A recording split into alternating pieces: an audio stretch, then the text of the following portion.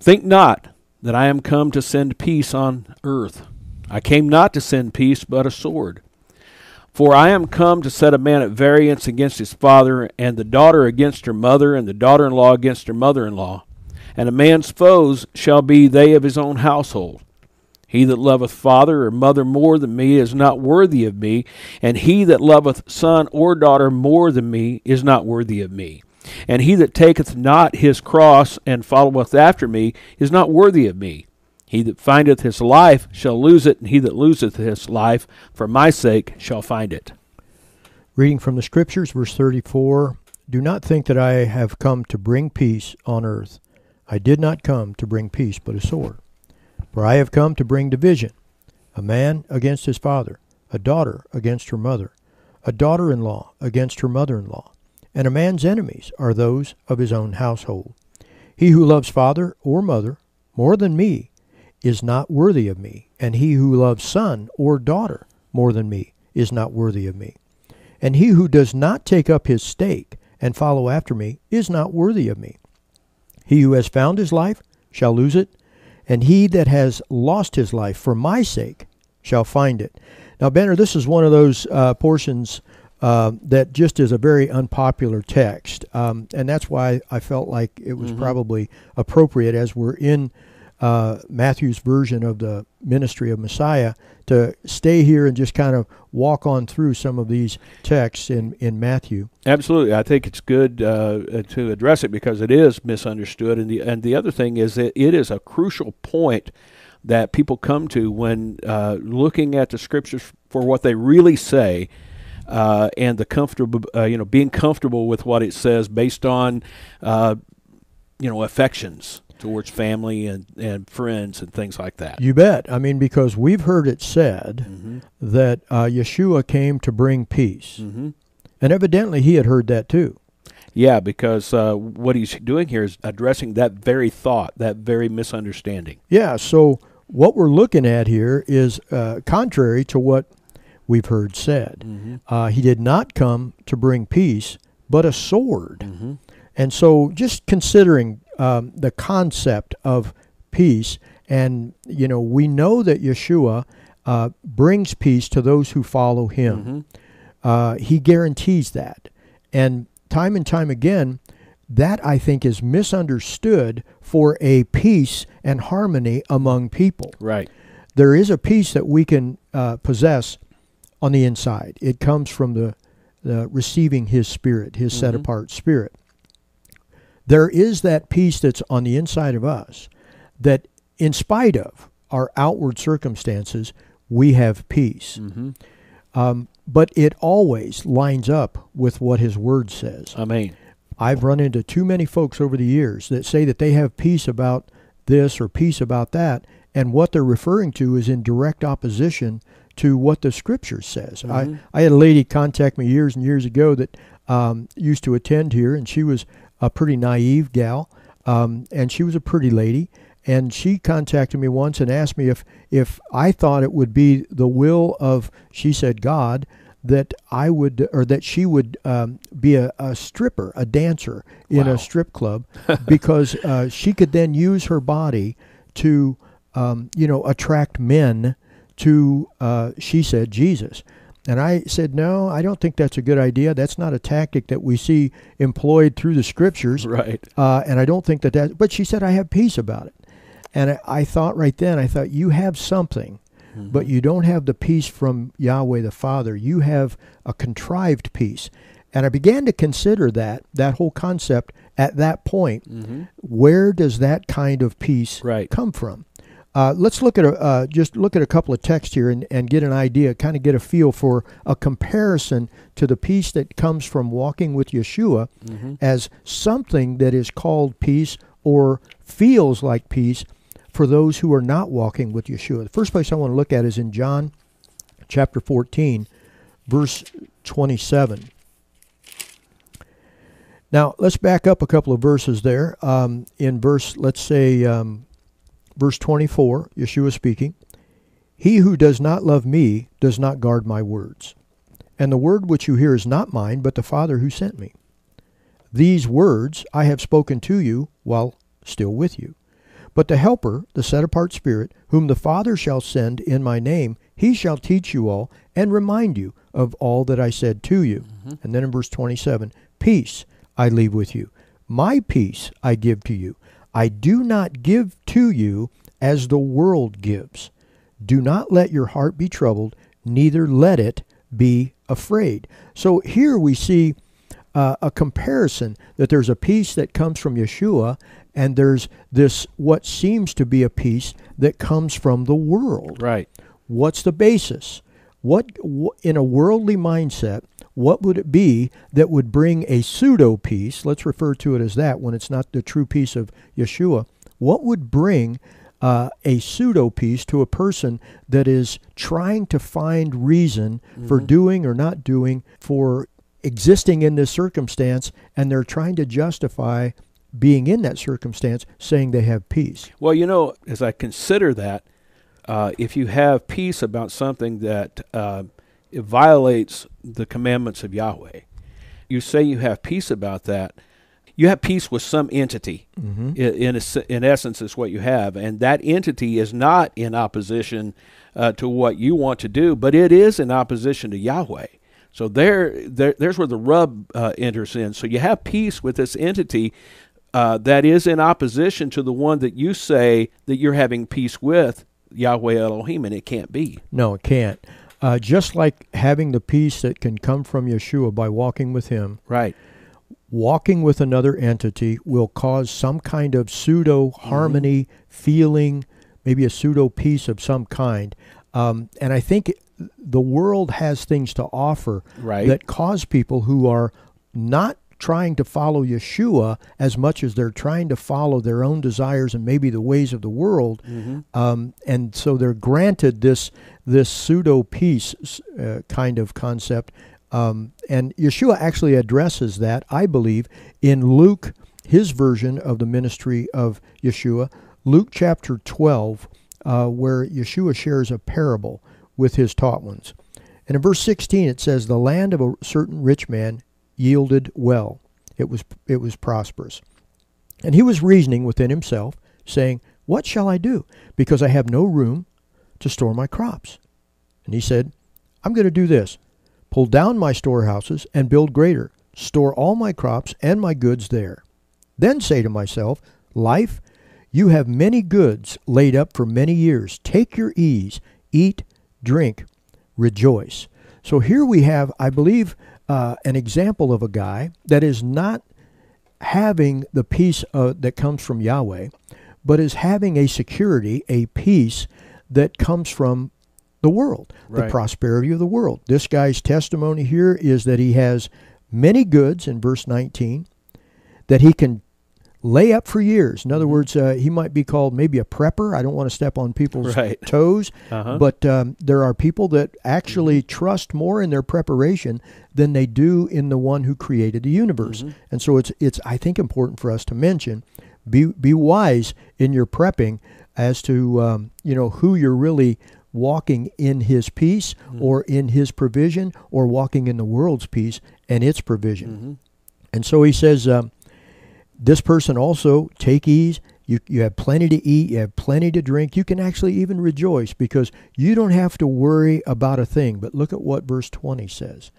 Elohim says to him, you mindless one, this night your life shall be demanded from you, and who shall own what you have prepared? And then in verse 21, so is he who is storing up treasure for himself and is not rich toward Elohim. I think there again is a comparison of that which brings peace by walking according to being rich toward Elohim, the peace of Yeshua, as compared to walking according to the preparations, the blessings, so to speak, the things that would bring security and ease and comfort according to this world. This is one of those places where the whole premise of what we're doing with this show, you've heard it said, comes into play. Because it says in verse 17, he thought within himself. Yep. So he's thinking within himself, I see what I see, it looks really good. And he doesn't know, I'm assuming from what we see here, he obviously either doesn't know or doesn't believe the promises of Elohim. That's right. And so that leaves him open to the enemy and his suggestions of saying, yeah, you're right. You do have what you need. Go ahead and build that barn. Everything's fine. Don't worry about a thing, when Yahweh's message is totally different. It is, because he's dealing on a different scale. Mm-hmm. He's not just dealing on the minute scale, Mm-hmm. or the hour or the day or the month Right. or the year. He's dealing on an eternal Exactly. scale. So he's proving what is inside the heart of a person, not just to get by today, Mm-hmm. but to actually get through this life walking in harmony with his Mm-hmm. son, Yeshua Messiah. Well, we as individuals, that's one of our biggest struggles, is living in the minute, because we see the problem right in front of us, and we've got to find a way to overcome that, rather than backing up and saying, our Father in heaven, Yahweh, is not surprised by that problem, and in fact, he has the way through it, around it, over it, under it, whatever it is, and it may not be my understanding of how that is, but he sees what's past that. That's right. And I don't. That's right. And too often we make decisions based on that very limited, knowledge. It's also amazing to me, though, the opposite is true, Banner. I've seen people that have, I'll ask them, do you trust Yahweh? Do you trust his son, Yeshua Messiah? Oh, yeah, I trust him with my soul. I trust him with my life. I trust him. Well, then I ask them, do you trust him to get the car payment? Mm-hmm. Do you trust him to get you through this day? Do you trust him to provide and fulfill his promises to you, to not worry? Right. And then you see a kind of a stymied look on a person's face, like, it's always amazing to me that they can trust Yahweh for eternity that they can't Right. see, but they have a real difficult time trusting him for those things that they can see. So Yahweh isn't limited by either circumstance. Exactly. He's dealing with the hearts of men and women at whatever age, to bring each of us to a place of fruition to prove who we really trust in. Exactly. It's that, that we talked about, I believe, last week, that mutual introduction where he knows us and we know him according to what is written. And once we have that kind of knowledge of him, and that he knows us in that same way, then we're able to look at our own lives in the light of that truth, and to be able to make those decisions trusting him, rather than looking to our own opportunities or resources, or our own thoughts. Yeah. And this really just goes back to the Torah, what we've been talking about all Right. along. A verse in the Torah, in Deuteronomy chapter 29, verse 19 says, "And it shall be, when he hears the words of this curse," and the curse is in reference to those who are serving idolatrous and bitterness, that he should bless himself in his heart, saying, I have peace, though I walk in the stubbornness of my heart, in order to add drunkenness to thirst. In other words, the scripture here is saying the person actually cries out and says, I have peace, even though I'm stubborn in it and I'm not submitted to Yahweh and his word, but I feel like I have peace about this. Yeah. It can't come. That peace cannot come from disobedience. That peace comes from, like you've said already, being in harmony with all the entities, the spiritual Right. forces of evil and darkness that are in opposition, in stubbornness against the creator of the universe. So there is this pseudo-peace. And that's why Yeshua said, not the peace that the world gives, but my peace I give to you. There's coming a time when the world will say, for example, in 1 Thessalonians 5, verse 3, peace and safety. And Shaul writes there in verse 3, then suddenly destruction comes upon them as labor pains upon a pregnant woman, and they shall not escape. So they're going to say there's going to be a time that's coming where we're peaceful. It's peaceful. It's secure. Now, right now in America, it's anything but peaceful. But what if the cry is not to have attained from having attained peace and security, but what if the cry of peace and safety is one to try and attain peace and safety? That it hasn't been accomplished yet, Right. but it's a cry, and it's a universal cry, let's say, of the people in this country. Peace and safety. That's all we want. That's all we need. That's all. When the Prince of Peace is knocking at the door, and they're not answering the door. Exactly. When the one who came to bring them true peace is the very one that they've rejected. They've either, relabeled him or recharacterized him or made him somebody else other than who he says he is in his word, and they're not having this true peace that comes from him, or they've rejected him altogether. But what if that cry of peace and safety or peace and security is the universal cry of the people who are supposed representatives of the Prince of Peace, and they don't have any themselves, but they have a good front. They have a good facade that they can put up. They have a good act that they can, walk in. Because honestly, from my experience, I've walked on both sides knowingly now of lawlessness and obedience to his law. And the peace that I tried to contrive while I was walking in lawlessness does not compare to the peace that comes from him by the desire that I have to walk according to his purposes. And thinking about what you just said, at that time, there was a struggle going on because the inward part of me that was born again was in a place where I knew some peace from him, but I had this struggle because there was a part of me that was unsubmitted, or the lawlessness in me that was finding peace with the world, and so they were at enmity with one another, and there was a struggle going on. So that means it's very important to be able to discern the voices that we're hearing and the peace that's being offered. You bet.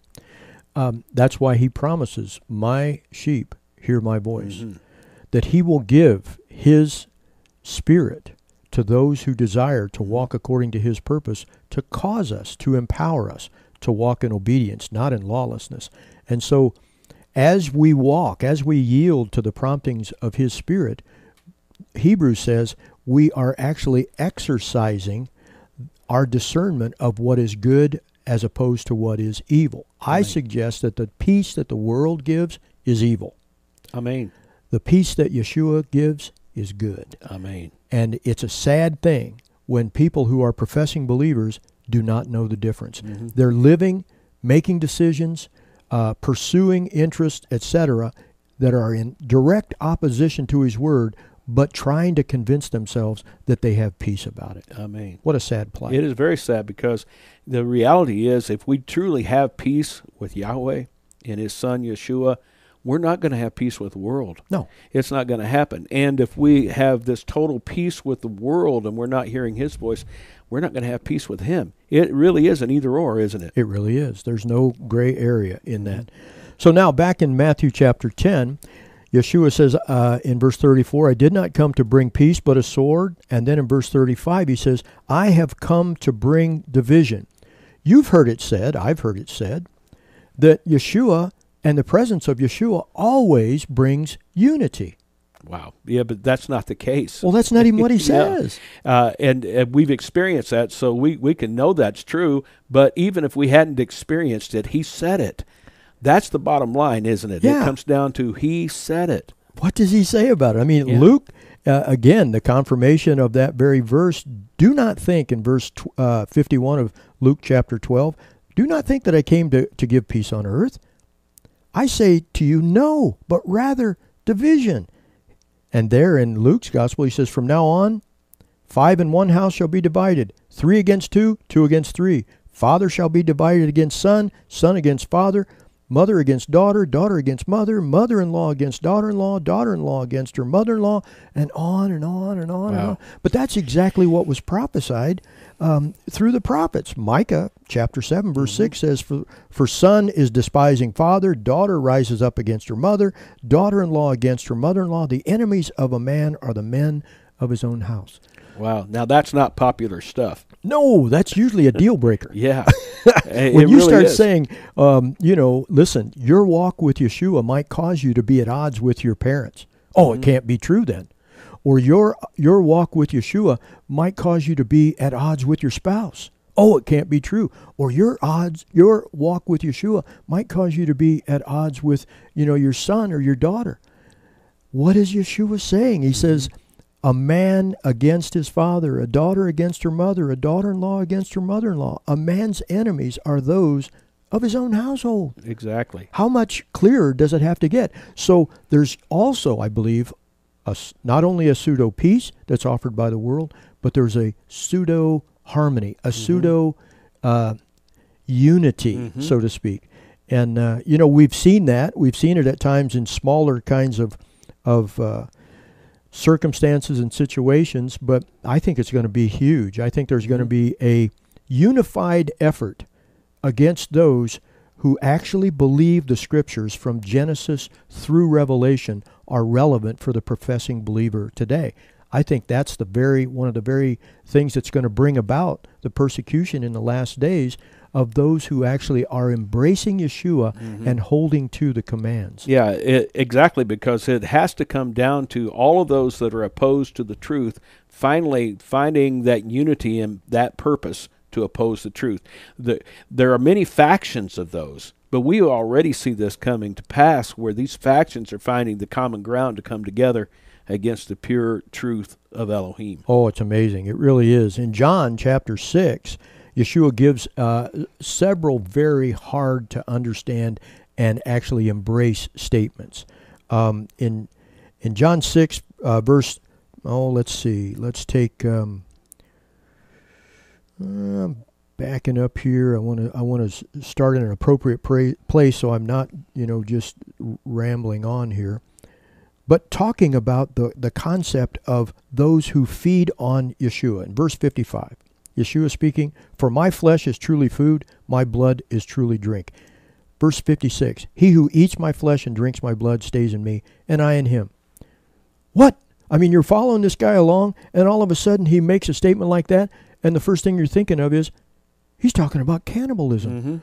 We're going to literally eat his flesh and literally drink his blood? And that caused division, because in verse 66, it says, "From then on, many of his taught ones withdrew and were not walking with him anymore." He turns to his disciples, said, "Do you also wish to go away?" And Peter, Shimon Kepha, says, "Master, to whom shall we go? You possess words of everlasting life." Amen. So the concept here that I'm simply drawing on is there are times when what Yeshua says and requires of his taught ones is going to bring division, even among taught ones. Not just those of your family that might not be believers, but those of the family or professing the family of the body of Messiah, where they say, that's too far. Yeah. I am not going any further. I'm not going to die to myself. I'm not going to yield to myself. I'm not going to let the dead bury the dead. I'm not going to, this or that, and they go another direction. There is that division that Yeshua is referring to in Matthew chapter 10. So it comes down to the reality of it. It's the word that brings division, because at the very core of what the truth is, it divides itself or separates itself from the lie. It does. And so when you have people who fall down either on the side of having a heart to know and walk in the truth versus those who do not have that desire, then there comes the division between people, even family. You bet.